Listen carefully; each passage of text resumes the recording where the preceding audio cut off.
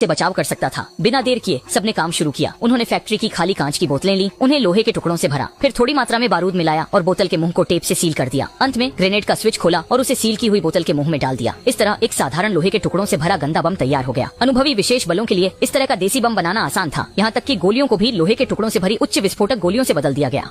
Mark खाली नहीं बैठा। सैनिकों के चश्मे की समस्या को देखते हुए उसने अल्ट्रा स्पेक्ट्रम कैमरे के हिस्सों से एक बड़ा सर्च लाइट बनाया। यह ultra long wave ultraviolet किरणें छोड़ता था, जिससे भूत नंगी आंखों से देखे जा सकते थे। उसने यह विधि सहायता दल को भी बताई। सब कुछ तैयार होते होते सुबह हो गई। चौकसी कर रहे सैनिक ने सामने की इमारत में कुछ अजीब देखा। मार्क ने तुरंत संशोधित सर्च लाइट लाया और कोण सही करने के बाद प्रकाश सामने गया। परिणाम स्वरूप सामने के खंडहर में भूतों का जमावड़ा दिखा। भूत जमीन की रक्षा रेखा पार नहीं कर पा रहे थे।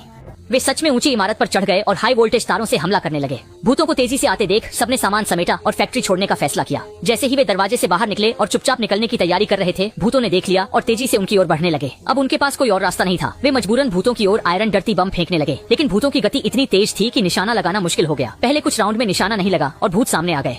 मजबूरी में सैनिक ने लोहे के टुकड़ों से भरा बम जमीन पर फेंका। विस्फोट से बनी धूल ने भूतों की टांगों को जकड़ लिया। यह नया हथियार असरदार है, लेकिन भूतों की संख्या ज्यादा है और बचे सैनिक इतने भूतों का सामना करने के लिए कम है।